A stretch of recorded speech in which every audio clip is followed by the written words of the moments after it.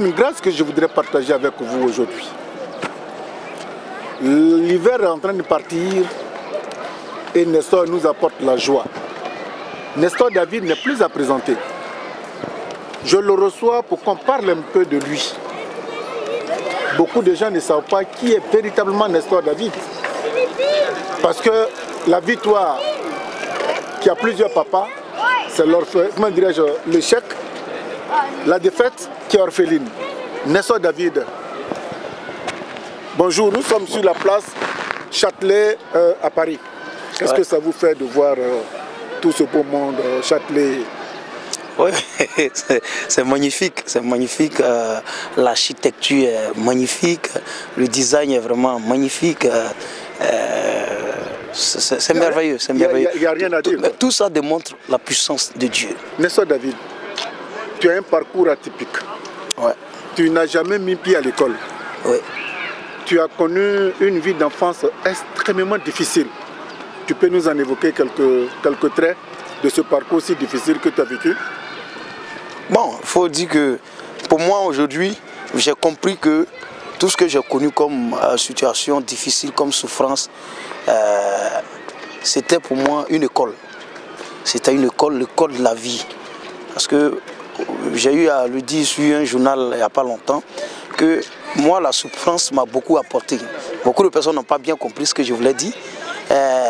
D'aucuns disaient que donc Nestor David qualifie la souffrance de quelque chose de bien. Je dis non, ça n'a rien à voir. La souffrance m'a beaucoup apporté parce que pour moi, si je n'avais pas connu ces moments difficiles dans mon enfance, je n'allais pas connaître le Seigneur qui représente aujourd'hui le miel, le sucre, le tout ce qui est précieux pour moi. Et si je n'avais pas connu ces moments-là, je n'allais pas connaître le Seigneur. Donc aujourd'hui, pour moi, tout ce que j'ai connu comme souffrance, tout ce que j'ai traversé comme difficulté, aujourd'hui m'a servi, m'a permis d'avoir un CV. Aujourd'hui, quand je parle de Dieu à quelqu'un, je sais de quoi je parle. Quand je dis à quelqu'un que Dieu est bon, je sais de quoi je parle. Quand je dis à quelqu'un que Dieu transforme la vie de quelqu'un, je sais de quoi je parle. Quand je dis à quelqu'un que Dieu est capable de tirer quelqu'un de la boue pour le faire asseoir à la table des grands, Dieu est capable de tirer quelqu'un, prendre quelqu'un de rien du tout pour le mettre à un certain niveau. Quand je le dis, je ne suis pas en train de raconter l'histoire de quelqu'un d'autre, mais je parle de moi. Aujourd'hui, grâce à Dieu, je suis à mesure de dire à quelqu'un que Dieu est bon. Quel souvenir tu gardes vraiment qui ne peut pas du tout te quitter la tête quand tu traversais ces moments difficiles pendant ton enfance? Quel est ce souvenir que tu as gardé et que quand tu y penses souvent tu dis ah Seigneur? Donc c'était pour ça que tu m'as demandé de vivre cet instant-là? Vous voyez, j'ai vécu quelque chose avec ma fille il y a quelques mois. Elle a quel âge? Ma fille a 4 ans maintenant. Et on était assis au salon et puis j'étais en culotte. Donc elle regarde, il y avait plein de cicatrices sur mon pied. Plein de cicatrices. Et elle me demande, mais papa ça c'est quoi? Papa ça c'est quoi? Papa ça c'est quoi? Elle me demande, et puis je lui dis, mais c'est des cicatrices. Elle dit, c'est quoi les cicatrices? Elle ne connaît pas. Donc je lui dis, ma fille, elle est encore petite, hein, mais elle ne comprend pas, mais j'essayais de lui expliquer. J'ai dit, ma fille, tout ce que tu vois là, c'est la souffrance. C'est l'épreuve de ce que j'ai connu comme difficulté, comme souffrance dans le passé. Bon, elle est petite, elle dit, ah d'accord papa. Mais moi, je lui parlais en toute sincérité avec mon âme, mais avec mon cœur. Mais bon, c'est une petite fille, mais elle ne comprenait pas. Pour dire que ça n'a pas été facile pour moi. Je me suis retrouvé une fois, il y a beaucoup de choses que j'ai vécues, mais je me suis retrouvé une fois, si j'enlève mon pantalon là, vous allez voir, il y a une grosse cicatrice, il y a plein de cicatrices sur mon pied, mais il y a une grosse cicatrice qui m'a paralysé pendant 6 mois, je ne pouvais pas marcher. Je suis allé au champ, je nettoyais et puis la machette m'a coupé, m'a blessé, et quand ça m'a blessé, je n'avais pas quelqu'un pour me soigner, on prenait des trucs de feuilles qu'on appelle secouturé. C'est ça qu'on mettait dessus. Et ça s'est infecté, la plaie. À un moment donné, là, ça puait. C'est de l'eau qui coulait. Et à un moment donné, je n'arrivais plus à marcher. Je suis resté cloué comme ça. Je ne pouvais pas marcher. Jusqu'à un certain moment, 3 à 4 mois, que l'une des femmes de mon père a vu que ça n'allait plus. Elle m'a envoyé au village. Et puis bon, ils m'ont envoyé à l'hôpital. C'était la première fois que j'arrive à l'hôpital d'ailleurs. Et tu avais quel âge? J'avais, je crois, 10 ans, 11 ans par là. Pendant que les autres étaient à l'école, toi tu étais en quoi? Moi j'étais au champ. J'étais au campement, j'étais au champ.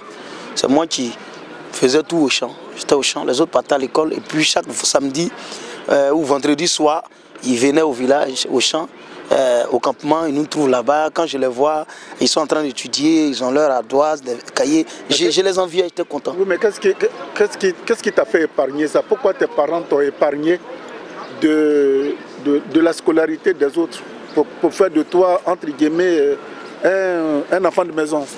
Bon, mes parents, bon. Parce que d'abord, moi, mon père, je ne l'ai pas connu. Voilà, je ne l'ai pas connu. Il est mort quand j'étais petit, je ne l'ai pas connu. Et je n'ai pas grandi aussi avec mes parents maternels. J'ai été envoyé dans le campement par... le petit frère à mon père qui m'a élevé. Donc c'est avec ces personnes que j'étais. Donc je n'étais pas chez mes parents biologiques. Donc c'est cela qui exprime le traitement qui était différent des autres. Voilà, qui était différent des autres. Est-ce qu'à un moment donné, il t'arrivait de pleurer?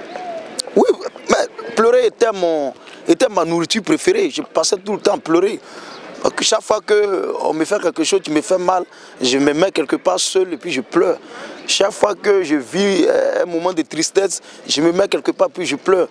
Même quand je suis arrivé même à Abidjan où j'étais chez des gens, je pleurais tout le temps. Pleurer était vraiment ma seconde religion en quelque sorte. Était mon quotidien. Mais pendant que tu pleurais, il ne t'arrivait pas de temps en temps de chanter aussi? Oui, je chantais. Pour faire passer, faire passer souvent, la douleur, parce que souvent quand tu es vraiment, tu as gros sur le cœur, quand il faut chanter souvent pour faire descendre. Il faut pleurer pour se soulager. Donc pleurer, chanter, c'était ma chose. Voilà quoi. Et puis bon, la cicatrice, tu arrives à Abidjan pour une première fois, tu te retrouves dans... Non, c'était pas à Abidjan. On est venu au village. Ah, c'est voilà, au village, dans une maternité là, un dispensaire du village. Donc c'est là que bon, ils ont fait un pansement. C'est là que j'ai vu la première fois même. Il y a un truc rouge là. Jaune, j'ai oublié le nom. Voilà, c'est ça que j'ai vu pour la première fois. Ils ont mis, j'ai vu que ça sentait bon. J'ai confondu ça à de l'arôme magique. Et puis après, bon, la plaie s'est cicatrisée, j'ai recommencé à marcher un peu. Pour dire que dans tant d'autres histoires, dans tant d'autres moments difficiles, il y a ce fait qui m'a vraiment marqué, mais il y a beaucoup de choses dont le temps ne nous permet pas vraiment d'en parler, mais je ne suis pas né avec une cuillère en or à la bouche. Pour dire que j'ai connu les moments difficiles, j'ai connu la souffrance. Aujourd'hui, tu parles de ta vie avec sourire, comme si de rien n'était bon. C'est bon, il fallait que ça arrive, c'est arrivé, je fais ma vie. Aujourd'hui, tu parles ça avec aisance, alors qu'il y a 15-20 ans en arrière, ce sourire-là, tu ne pouvais pas l'avoir. Mais c'est ce qui démontre la puissance de Dieu, la transformation de Dieu. C'est ça. Dans 15 ans avant, je ne pouvais pas sourire, je ne pouvais pas me mettre là en train de parler de ma souffrance. Ouais, voilà, vous voyez le miracle de Dieu. Quand tu fouilles, peut-être aucun des membres même de ma famille n'a jamais mis pied en Europe ou ne pouvait jamais même sortir même du village même pour arriver à Abidjan. Non, si je mets ça sur le compte de Dieu, comprenez que c'est une réalité et c'est un fait réel. C'est une réalité, c'est un fait. Bon, alors, Nestor David, comment tu as rencontré la parole de Dieu pour que tu la transformes en chanson? Comment ça s'est passé? Parce que tu n'as pas été à l'école pour dire que tu sais lire la Bible.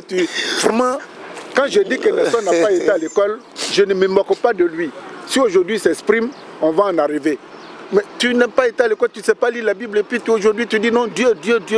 Comment tu as fait pour que tu puisses transformer ces paroles, ce que tu vis, tu l'adaptes avec la parole de Dieu pour nous faire danser, pour nous faire chanter et pour mettre même certains en transe. Hein? Quand les gens te voient, surtout ceux qui ne peuvent pas tenir, tombent en transe. Tu ne dis rien et puis les gens... C'est pas moi qui vais les gens transmettre. C'est l'onction de Dieu qui s'est saisi de ces personnes. Parce que, vous savez, la Bible dit que Dieu siège au milieu des louanges de son peuple.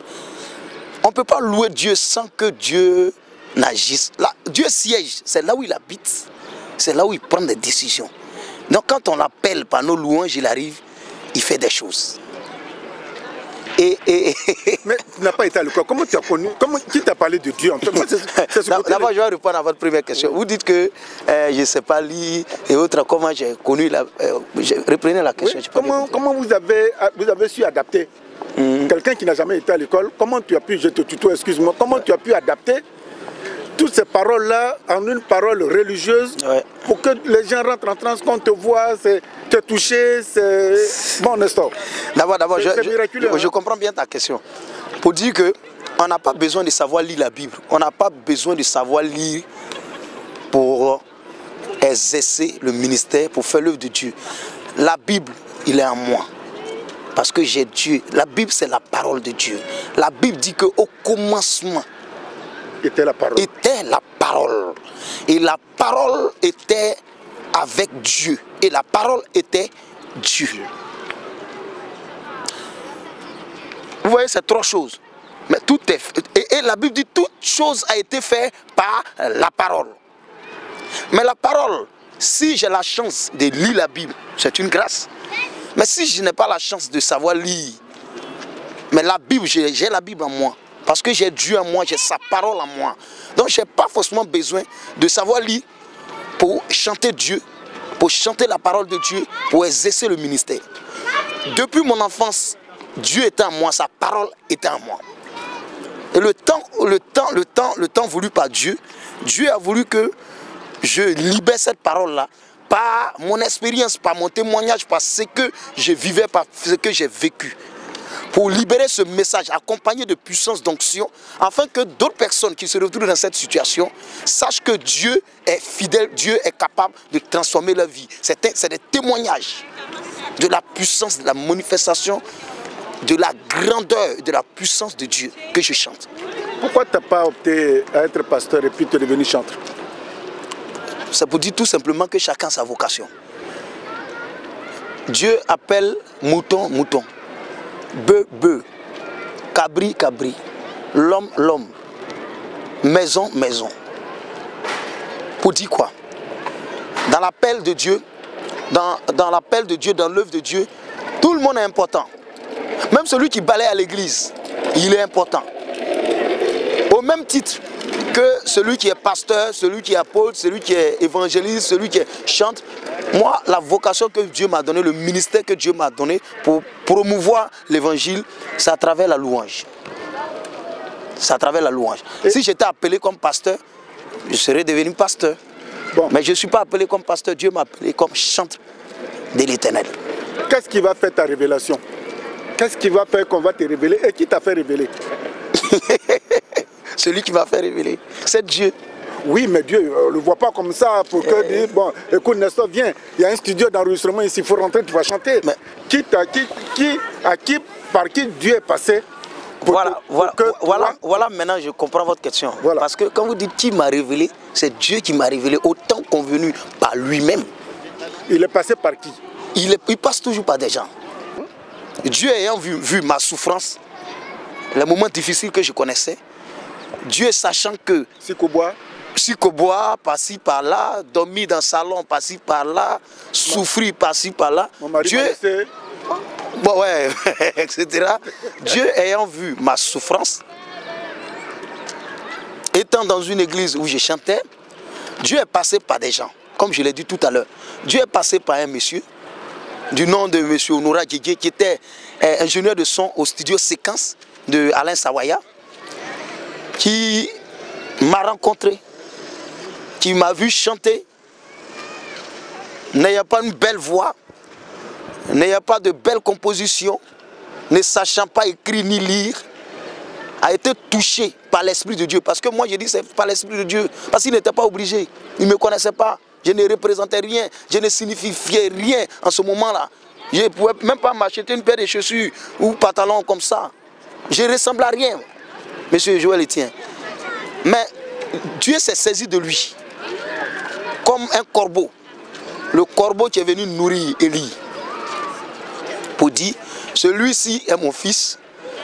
Tu as les capacités de l'aider. Tu as les capacités de le sortir de là où il vit, de sa situation. Je vais en faire de lui un témoignage vivant de ma puissance à travers la Côte d'Ivoire, à travers tout le monde entier. Mais c'est par toi que cette gloire-là doit passer. C'est un privilège que Dieu a donné à son serviteur, Honora. Pour que par Honora Djedje, Dieu puisse me révéler au monde. Donc voilà un peu l'histoire. Tu lui es reconnaissant aujourd'hui? Bien sûr, bien sûr. Pour dire que la reconnaissance est très importante. C'est pourquoi depuis plus de 15 ans, moi avec Honora Djedje, on est toujours ensemble. Les gens ont tout fait pour nous diviser, pour nous séparer. Mais on est là. Et on ira jusqu'au bout. Jusqu'au bout. D'accord. Comme alors, disait un politicien. Oui. Alors, pour une fois, tu rentres en studio et puis tu sors un label. Oui. Et l'histoire encore de cet album-là, on est rentré en studio, je ne savais pas lire, je ne savais pas écrire. On arrive, l'arrangeur demande des textes, zéro, je n'ai pas de textes, je ne sais pas lire. Mais lui-même, l'arrangeur était fâché contre Honora. Mais bon, comme c'était son ami, bon, on a fait. Quand l'album est sorti, au moment où il s'apprêtait à faire la promo, c'est là qu'ils ont fermé le studio de séquence. Il y a eu la crise qu'on connaissait en 2002. L'album est sorti en 2004-2005 par là. Donc l'album est passé inaperçu. Mais on est resté ensemble. On est resté ensemble. On a souffert ensemble. On a passé près de 4 ans de galère ensemble. Lui, il avait perdu son boulot. Il n'avait plus de boulot. Moi aussi, je me cherchais. Mais on est resté ensemble. On est resté ensemble. Et au temps convenu par Dieu, tu as permis que nous puissions rencontrer. Et tu t'exprimes d'autres personnes. Très bien aujourd'hui, Nestor.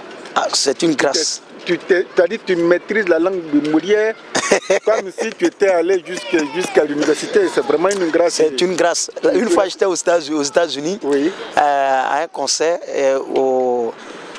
dans le Bronx. Où, tu as voyagé?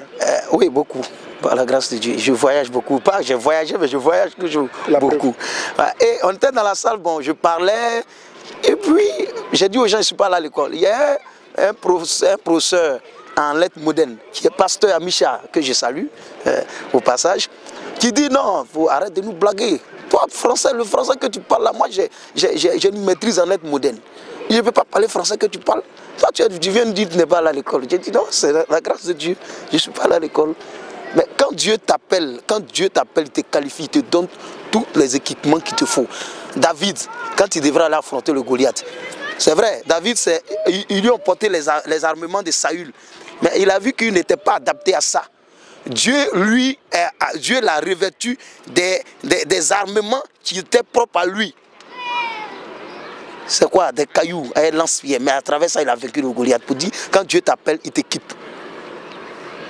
Nestor David, la première fois que tu vas te retrouver à un concert, comment ça s'est passé?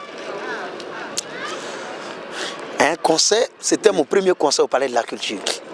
Je vous assure, on était à Yamoussoukro, à une croisade. En ce moment, mon album venait de sortir, on était en pleine promo, on ne me connaissait pas encore. Et on était à Yamoussoukro, puis j'ai dit, on était avec l'évangéliste Timothée, et puis mon oncle, le pasteur Kofi Gentile. On était là dans la soirée, et puis je leur ai dit, je veux faire un concert au Palais de la Culture. Et le pasteur Gentile, étant un homme de foi, il m'a beaucoup soutenu dans mes moments difficiles.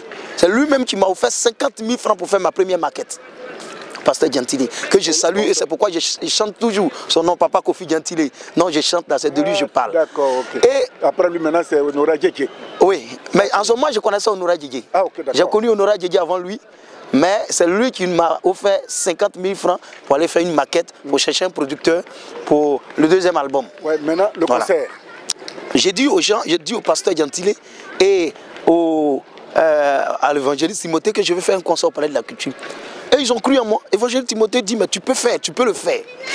Et le pasteur Gentile demande, mais pour faire, ça fait combien? Évangéliste Timothée a calculé, il dit, bon, environ 6 millions, ça peut aller. Quand nous sommes rentrés à Abidjan, le pasteur Kofi Gentile nous a donné 6 millions. Non. Honora Djedje, là, il est témoin, il peut en témoigner. Il nous a donné 6 millions. Il dit, il faut affronter le public. Il dit, affronte le public. Vas-y, je suis avec vous, je vous soutiens. Organisez. 6 millions. Si je vous dis 6 millions de francs CFA. Nous sommes sur les antennes. Hein. Je suis en train de dire, si c'est faux, vous pouvez lui demander. Il nous a donné 6 millions, ça dit 2 fois 3 millions. Et nous avons commencé la promotion. L'évangile Timothée a payé la salle, la LTI. On a commencé à faire beaucoup de tapage. Le conseil était dénommé héritier, le conseil des héritiers. Et bon, on ne me connaissait pas, les gens se demandent, mais attends, c'est qui ça? C'est qui ça? C'est qui ça? C'est qui ça?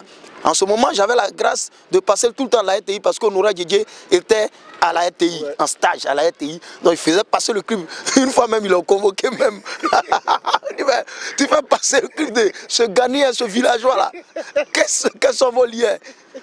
Mais après, comme tout le monde avait aussi aimé l'album, donc ça passait à adopter l'album, donc ça passait à la RTI. Et chaque fois qu'il sait qu'un animateur doit passer ou bien une animatrice à une émission, il s'en va le voir ou la voir, il demande un peu pardon, il donne 5000 et puis la personne fait passer. Donc mon album passait chaque jour. Quand on a lancé le concert, au début, bon, ça allait, on faisait la promotion. Une semaine avant, j'ai été appelé par un chef, je n'avais pas dit son nom. Il me dit, mon ami, si tu as fait échec au Palais de la Culture, c'est fini pour ta carrière. Tu viens de commencer, va doucement. Commence à faire des concerts dans des petites églises d'abord. Mais tu t'en vas affronter le Palais de la Culture, 4000 places, mon ami. Des grosses stars ont fait échec là. Et puis c'est fini pour leur carrière. Donc réfléchis bien. Il a été découragé. Je suis allé voir l'évangile Timothée. Il dit, évangile Timothée, annule le concert. Annule le concert. Il me dit, mais pourquoi? Il dit, non, je ne veux pas. J'ai pas envie de me... Non, c'est pas possible. Mais les honorables m'ont demandé pardon. Comme moi-même, mon concert me demande pardon. J'ai dit, non, c'est pas la peine. Ils m'ont convaincu. Jusqu'à, j'ai accepté d'y aller dire, ah, si on a fait échec, vous allez m'entendre, c'est votre problème. Et par la grâce de Dieu, on s'est jeté à l'eau. Le jour du concert, je suis à la maison, j'avais peur. J'avais peur, j'étais stressé, j'avais peur. À 14h30, il y a un chant qui m'appelle, il dit, mais c'est pas possible ce qui se passe ici. Le Palais de la Culture est rempli, il y a du monde, un long rang dehors qui se bouscule, qui cherche à rentrer, il n'y a plus de place. C'est pas vrai. Il a dit, mais tu me blagues ou tu es sérieux? Il dit, mais c'est la vérité. Je vous assure, quand je suis monté sur la scène, j'ai vu le monde, j'ai dit, mais attends, merci Seigneur. Tout ce monde s'est déplacé pour me voir chanter. Et j'ai béni le Seigneur. Ça a été vraiment quelque chose de merveilleux dans ma vie parce que c'était du jamais vu. C'était la première fois que j'affronte un public, un villageois, un broussard qui se retrouve au Palais de la Culture avec plus de 6000 personnes. C'était le démarrage. Mais quand je vous parle des merveilles de Dieu, comprenez-moi, monsieur Tien. Je comprends. Comprenez-moi, quand je vous dis que Dieu fait des choses, aucun membre de ma famille ou de mes ancêtres, quand vous parlez de l'esprit de mon papa, de maman, ne peut pas faire ça.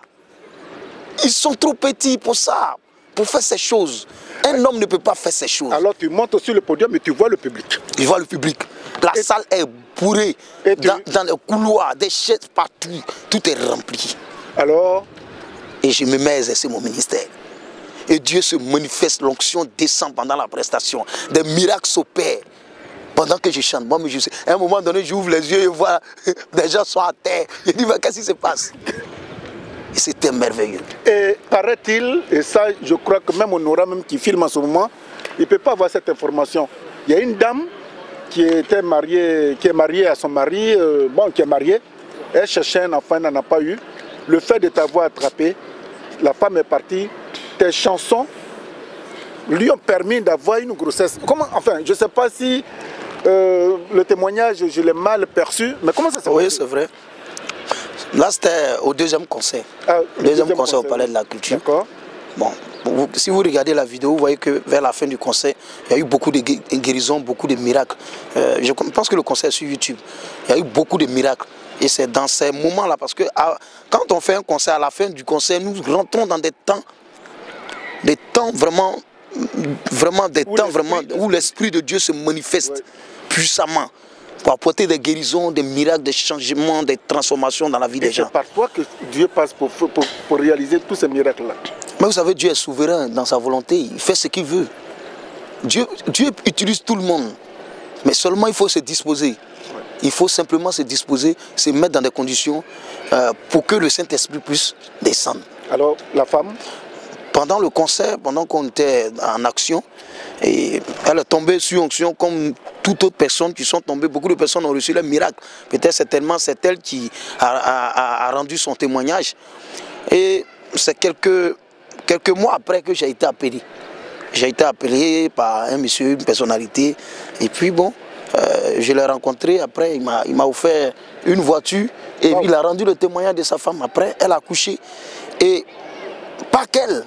Même il y a une autre dame que je peux dire son nom, Maman Mouankon, dont son mari est une grande personnalité de la banque, l'une des banques en Côte d'Ivoire, qui se reconnaît. Je suis allé chez elle avec Maître Taï, qui est l'un de mes collaborateurs, qui est à Yopougon en ce moment. On arrive.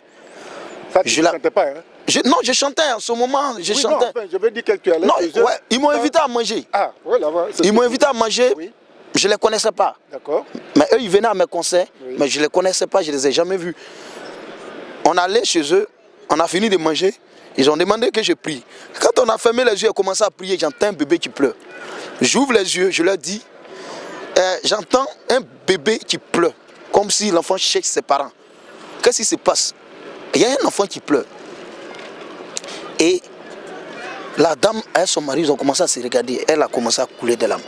Il a dit, maman, vous cherchez un enfant? Elle dit, ça fait 13 ans. Waouh. Ça fait 13 ans. On est sur une télévision, hein, je le dis, hein, l'internet, ça passe partout. Donc moi, c'est pourquoi quand je dis mes choses, je dis le nom des gens avec des preuves. Pour dire, c'est pas pour moi, mais c'est pour qualifier combien de fois Dieu est puissant. Et elle dit, ça fait 13 ans. Que souvent elle prend des grossesses, ça fait qu'à 3 mois, ça passe. Je lui ai dit l'année prochaine, tu auras un enfant. C'est-à-dire, je n'ai même pas cherché à truc, j'ai libéré la parole comme ça. L'année prochaine, tu vas faire un enfant. Je suis parti. Quelques mois après, elle a eu un retard. Elle est tombée enceinte. Mais elle s'est dit que souvent, ça fait 3 mois, ça passe. Donc, elle s'est dit que ça allait passer. Elle allait qu'à 3 mois, ça ne passe pas. Elle a dit à Marius qu'elle veut me voir. Elle me voit, elle me dit non, qu'elle est enceinte. Mais elle a peur. Je lui dis, il faut chasser la peur. Dis-toi, quand tu marches là, vois-toi comme tu as ton bébé en main.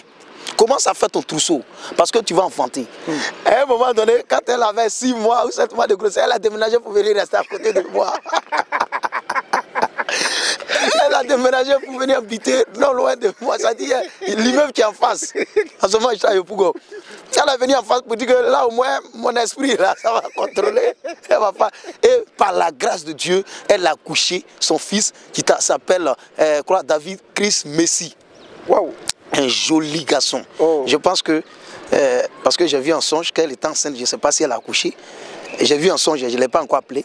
Mais elle fait partie de l'une des mamans qui me soutient, qui sont à mes concerts. Il y a un groupe de mamans Nestor David, et elle fait partie de ces mamans. Et son mari aussi fait partie des papas Nestor David. Ce sont eux qui m'ont soutenu, qui m'ont soutenu même à me marier, qui m'ont donné des conseils. Et je vous assure, pendant ma dot, c'était extraordinaire. Parce que tous ces papas, tous ces mamans étaient autour de moi. Pour vous dire que Dieu opère des miracles. Dieu agit encore. Mais il suffit simplement de se disposer à l'attente du miracle de Dieu, ou de se disposer pour que Dieu nous utilise. C'est une émission d'évangélisation, hein, n'est-ce pas? Oui, mais tout ce que nous faisons, c'est une évangélisation. Même notre marche, quand nous marchons comme ça, c'est une évangélisation. Vous voyez, tout à l'heure, on est assis là, il y a une dame qui passe, elle me regarde et dit, je suis bien habillé. Ouais. C'est une évangélisation. Parce que si je n'étais pas à l'émission, que j'avais l'occasion de causer avec elle, j'allais lui dire pourquoi je suis habillé comme ça. C'est la gloire de Dieu. C'est ça. Nestor David, les hommes politiques en Côte d'Ivoire, comment te perçoivent-ils? Est-ce que tu deviens leur ennemi, tu deviens leur consultant, ils t'écoutent, ou bien tu les déranges, ou bien tu leur rends service? Non, mais je ne veux pas déranger quelqu'un. Si quelqu'un pense qu'il est créé par Dieu, je ne peux pas le déranger. Parce que ce que je fais apporte un plus au développement de la nation, à l'avancement même de la Côte d'Ivoire. Parce qu'aujourd'hui, je sensibilise les gens à croire en Dieu et à croire en eux-mêmes. Pour dire que nous sommes nés, Dieu nous a créés, nous avons des capacités, nous avons des valeurs. C'est ce message que je promouvois à travers mes chants, à travers mes concerts, à travers tout ce que je fais, pour amener la jeunesse, pour amener tout le monde à se tourner vers Dieu et à croire en soi-même. Donc aujourd'hui, pour une personnalité, c'est un plus, c'est une aide même d'ailleurs.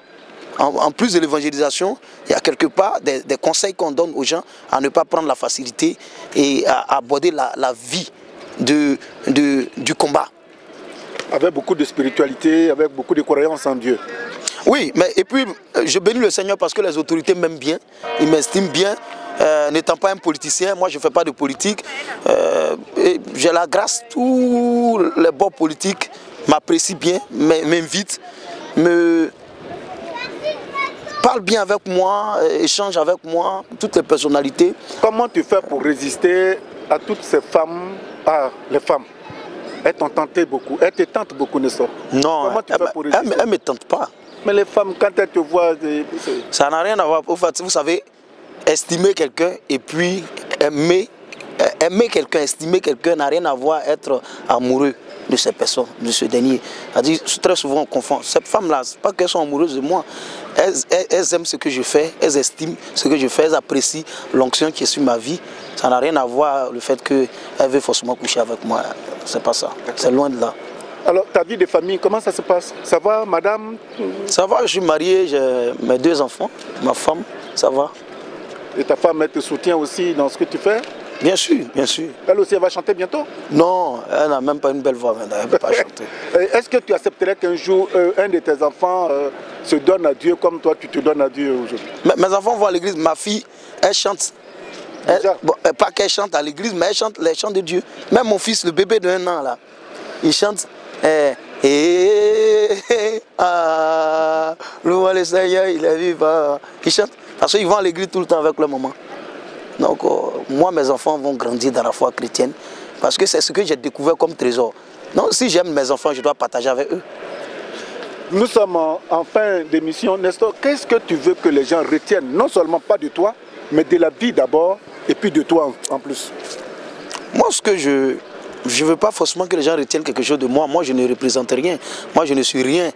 Mais ce que je veux que les gens retiennent de Dieu, et ils doivent savoir que ce même Dieu qui agit au temps d'Abraham, au temps de Moïse, au temps d'Isaac, au temps de Jacob, ce même Dieu-là est et restera éternel.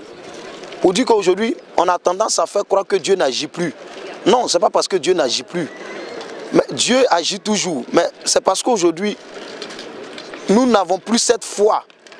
Nous ne manifestons plus cette foi que les Abraham ont manifesté. Si Abraham allait jusqu'à mettre son fils, mettre un couteau à la gorge de son fils, était prêt à égorger son fils, c'est parce qu'il a une foi incomparable à son Dieu. Et c'est cette foi que nous devons avoir aujourd'hui. Si nous avons cette foi, Dieu est capable de faire des choses extraordinaires, au-delà même de ce qu'il a fait dans la Bible, autant d'Abraham, autant de Moïse. Dieu peut le faire. Donc simplement, croyons en lui. Attachons-nous à notre Dieu. La vie n'est pas facile. Les difficultés de la vie font que souvent, on a tendance à baisser les bras. Mais il faut s'accrocher. Il faut s'accrocher parce que le plus important que nous devons rechercher, c'est le salut. Le salut, parce que la vie que nous menons ici est très courte. Mais au ciel, c'est l'éternité. C'est l'éternité. Et c'est ce que nous devons rechercher. L'éternité. Le salut de notre âme. Parce que tout ce que nous faisons passera. J'ai vu quelqu'un que j'ai connu qui avait beaucoup de moyens, qui est mort. On allait l'enterrer. Une de mes mamans, qu'on a enterré tout dernièrement. Mais elle a laissé tout pour aller. Elle est partie. Mais ce qu'elle laisse, c'est son salut. Si elle a servi son Dieu réellement, elle est sauvée, elle est au ciel. Et la vie qu'elle va mener là-bas est 1000 fois meilleure que cette vie qu'elle a connue sur la terre. On dit que tout passe. Mais le plus important que nous devons rechercher, c'est notre salut. Le plus important que nous devons rechercher, c'est notre salut. C'est vrai. Tel que j'avais voulu, j'ai obtenu un tiers. Mais je crois que c'est un homme qu'on aborde facilement. Il est venu à Paris il y a 2 jours. Il était dans son hôtel. Je n'ai pas pris de rendez-vous. Le comité d'organisation qui lui a demandé de venir pour des concerts. Ben, je passais, j'ai dit, mais paraît-il que Nestor est là, on dit oui. Ben, je suis allé, Nestor s'est habillé, il est venu, il s'est prêté. Je crois, sincèrement, le dernier mot va lui revenir, mais un chemin comme celui que Nestor a emprunté, avec autant de difficultés, ponctué de grâce, d'abondance, de générosité et de prospérité, ça n'arrive pas seulement qu'à Nestor, ça peut nous arriver à nous tous. Nestor, un petit morceau, une petite chanson pour qu'on puisse vraiment, un acapella. Les blancs qui sentent, qui nous voient, un petit acapella. Qui nous regardent d'ailleurs. Qui nous regardent, ils ne comprennent pas. Qui nous admirent. Voilà, je voudrais vraiment vous dire merci. Oui. Merci de m'avoir invité. De m'avoir permis aussi d'évangéliser, parce que c'est une évangélisation. Aujourd'hui, des gens qui vont nous regarder, qui vont nous suivre, beaucoup de personnes vont croire davantage en Dieu. C'est ce que nous recherchons. Et pour dire que nous sommes en Europe, pour lancer une grande tournée qui va débuter très très bientôt dans des différentes villes de la France, des différents pays européens. Et nous allons terminer à Paris par un grand concert, vraiment un méga concert qui va se tenir ici à Paris. J'espère qu'on sera conviés. Hein? Bien sûr, bien sûr, bien sûr. Nous allons faire beaucoup de communication autour de ce concert, que nous voulons vraiment un concert d'évangélisation. Et nous aurons des croisades d'évangélisation ici aussi, que nous aurons à faire avec l'apôtre Giza, qui est mon hôte. Et nous aurons à faire beaucoup de choses. Et un petit acapella. J'ai besoin de ta présence, j'ai besoin de ton amour, mon Dieu, j'ai besoin de ta présence, car nous vivons dans ce monde de tant de troubles. Vous aimez le chant, hein? Nous vivons dans ce monde de tant de souffrances. Nous vivons dans ce monde de tant de crises. Sans ta présence, mon Dieu, où irons-nous? Je t'en supplie. Par là, mon âme. Soyez bénis, que le Seigneur vous bénisse. Je vous en prie. Merci. Au revoir. Au revoir. Merci. Allez, bon retour. Merci. Et surtout, bonne croisade. Merci. Et que le Seigneur d'habitude continue de te fortifier. Amen. Ne baisse jamais les bras. Amen. Tu peux être un symbole et tu es un exemple. Merci Amen. beaucoup. Merci. Une source de bénédiction. Une source de bénédiction. Enfant de Dieu, tu es une source de bénédiction. Une source de bénédiction. Nous sommes nés pour dominer le monde. Le Dieu que nous adorons